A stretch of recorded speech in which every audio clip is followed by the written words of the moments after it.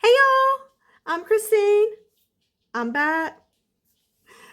Um, I know it's been a while, but I had changed jobs for my full-time job after 26 years. So I was excited, nervous, learning a lot. So that took a lot of my attention. So anyhow, I am back. I am going to be working on projects. Y'all stick with me. I appreciate you guys so much. This week, like the title says, easy peasy. We're going to be doing some flips that are not going to take long at all. So take these ideas, run with them. And you guys, I appreciate you guys so much. Uh, Subscribe if you're new. Just hit that subscribe button and give me some likes. And y'all, give me some comments so I can talk to you guys. Thank you so much. Hey, y'all do not pass by old pictures and frames if you find them. Oh, I love them. The hanger on the back, I was just showing you, was nails. How, yeah, how original people were, right? They made things work. I gotta hand it to them. So I'm gonna use Dixie Belle Spanish moss, and I'm just gonna do 2 good coats of that. I had my paper upside down. Y'all look at this beautiful decoupage paper. Those hydrangeas. Oh, so I'm going to use one side of that. So I'm just going to take everything loose from the back. And I didn't show you guys in the end, but I do put another hanger on the back. So I always keep my Amazon cardboard or wherever I order from when I get cardboard pieces. And this probably came with that decoupage paper because I use that to a decoupage onto when it comes to frames. So I don't usually use the cardboard backing that comes with it. So I'm going to paint this, but I did not want to paint the back. So I'm just going to take my time around the edges so I don't get much residual effect on the back there. And then I cleaned up what I could before it dried. That's the wonder of chalk paint too. If if you don't seal it, you really can use water to take it off. So I'm going around the edges easy, and then I'm just going to do the top. And again, like I said, I am going to do 2 coats, but not a heavy 2 coats because I am going to come back and do some wet distressing with a baby wipe.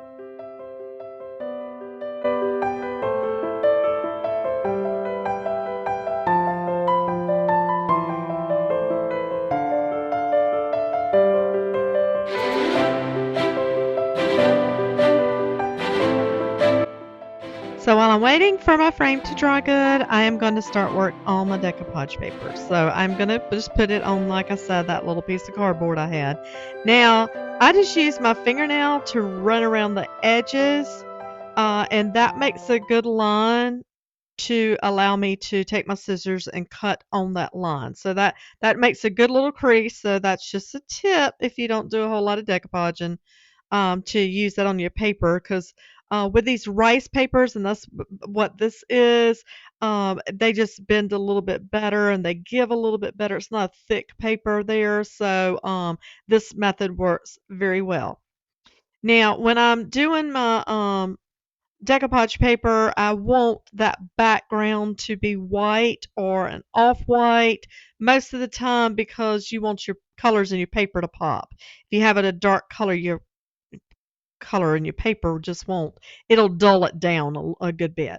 So this is just it was some old crusty chalk paint I had. So I had to add a good bit of water from my misting bottle, but don't throw away your old chalk paints because you can get some more use out of them by adding some water. So I pretty much used up that whole bottle with this project. Now this is Dollar Tree Mod Podge. I have the regular Mod Podge, but this is Dollar Tree. Y'all, it works. It works well. I'm fine with it. I use it a lot. So I'm just going to do a good coat over all my cardboard, and then I'm going to lay my paper down. So I want to get it positioning first, and then I lay it down. And I do use my mister bottle most of the time when I'm decoupaging just to help. I find that helps to not have many creases. It just helps me to push that paper out real well, and then that cuts down on creasing for me. A lot of people don't use it. I just tend to go too fast, and that just helps to spread those fibers out and just cut down on air bubbles and creasing of the paper. So just make sure you put a good coat on your top when you're done too, and then let that dry. Now I'm coming back in with my frame and doing my wet distress. I just like the looks of that. That is totally optional. But if I'm going to use something old to begin with and paint on it, I'm usually going to distress because I want that wood to come through. I just like that look.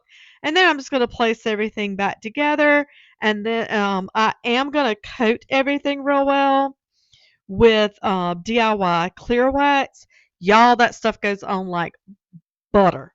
So I'm going to coat it real well, and I usually let mine set for maybe 2-3 minutes or so, soak into your project real well, and then I just take a paper towel. A lot of people use this blue shop towels. I just usually use a paper towel or just a microfiber cloth, and then come back and just rub any excess wax off. And then let me know what you think of this one.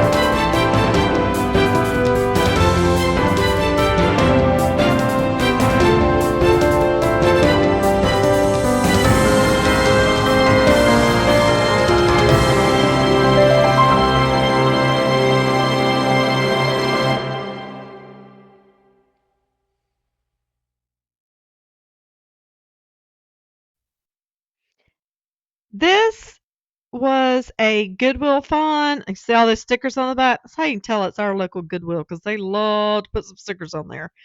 I think I either paid $2.99 or $3.99 for this. I did take everything off the back, cleaned it up real well. I'm just showing you my two fingers. I did 2 coats of this. This is Krylon Metallic Gold Leaf. It is beautiful. And that artwork is like lasered onto there. I don't know, but we're just going to use that board because I don't have anything big enough to cut for that board, so I'm just using that piece. And it did have a separate backer board to it, so I'm just going to paint over that. And this is folk art, and it is called Blue Suede. Oh, I love this color. So I have one that's called Denim too, but this is a little bit lighter. Now I'm actually going to come in with two different transfer booklets from IOD. The first one here is Collage de Fleur, and I'm just going to pick out some flowers. Okay, I'm usually good at flowers. You would think these are roses. I don't know if they're roses or if they're peonies, just from the petals to, I guess they're roses. But anyhow, I wanted the pink ones, so I'm just going to cut out some of those. Then I'm going to come in with the Whispering Willow. These are old booklets, but you always have lots of transfers left. That's the great thing about these booklets. So you're going to get your money's worth out of them. So, and I wanted to find a little bird. So I ended up with a hummingbird. Oh, he's adorable. So I'm just going to place my flowers.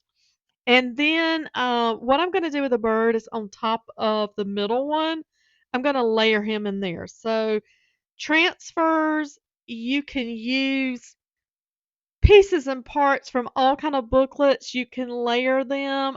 They're fantastic, and you're not even going to know that that's not the way it came. You're going to see here in the end. If you're new to transfers, pull off that paper backing. Make sure when this touches your surface and lays down that that's where you want it to lay down at, because it's going to stick. Then you're going to use the little transfer tool that comes with it. IOD is going to be a plastic. If you do redesign, usually they're with Prima, they're usually going to be a wood stick. but you're just going to rub it. I usually rub all over to begin with, especially a larger project. Then I start at a corner. So these go down so well. Just take your time. I usually like to put like my finger up underneath to kind of push at the same time that I'm sitting there rubbing down. You kind of pushing up, rubbing down. Anyhow, I hope that makes sense, but you can just watch what I'm doing here.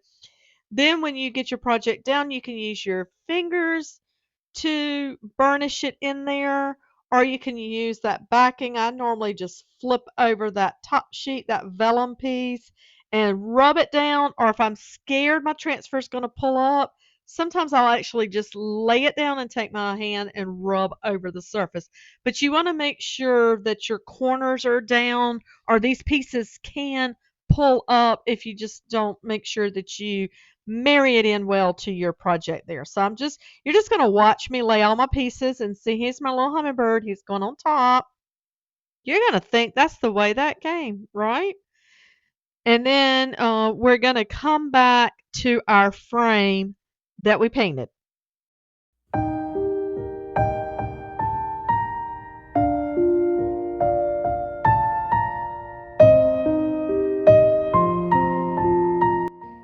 If you watched me before, you know I love some rub and buff. This is autumn gold.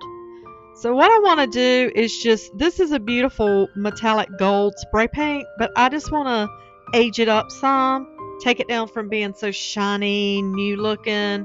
I just want to take it down and calm it down a little bit. Rub and buff goes a long way. You guys, you'll use this for ages. And I usually spread mine with my finger.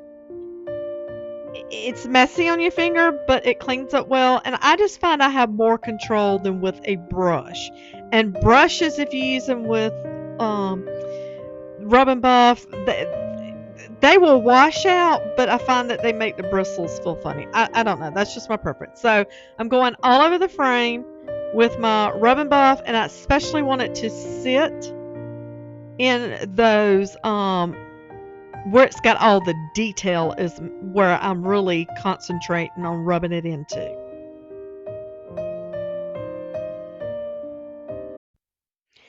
Just to deepen it a little more and tone that gold down a little more, I had the idea of coming in with some brown wax. Now, you can tell at the end result that it did do that, but it didn't do it as much because Christine didn't think. This is spray paint, and this surface already was like a slick, glossy surface. Spray paint, it's slick, glossy. It's not going to absorb, it'll absorb rub and buff. Rub and buff will go on anything. But that wax, I ended up rubbing most of that off because y'all, I would touch it and it would be all over my hand. But you're going to see here, this project's finished and you can see the wax did take.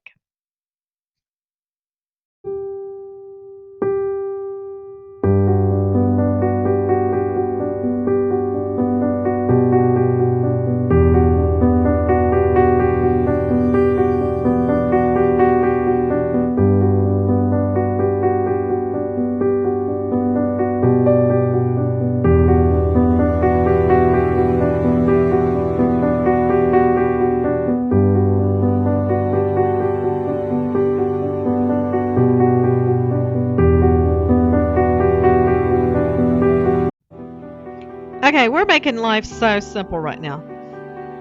This is adorable, but y'all look. This is what I'm going to concentrate on showing you on the back. The hangers are for it to hang sideways, but that's not the way the picture is. So I'm guessing that's not the original picture, but then I don't know how they hung it. I don't know. Anyhow, all I'm going to do is I love this old frame. I'm cleaning it up with, y'all, I just use vinegar and water. I have not bought Windex in years. I just use vinegar and water. Now, this frame did have a tear in it. I can't even find my words right now. But I'm not going to worry about that. Now, I could go if I wanted a more professional up to date look. You could go and put some clay, air dry clay in it. You could use some wood filler in it. But I just left that crack like it was. I'm going to embrace that because I'm coming over it with antique wax from Folk Art. And it's not going to completely cover up your dents and your scratches anyhow.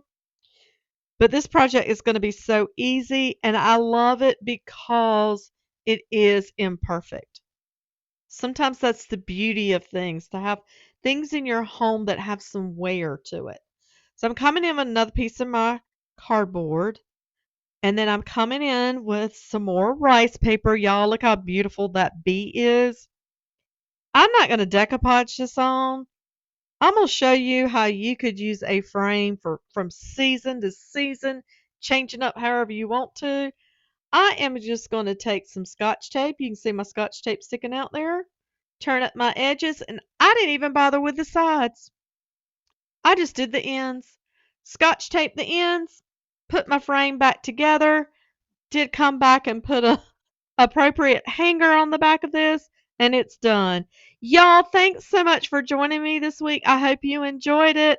Let me know which one is your favorite.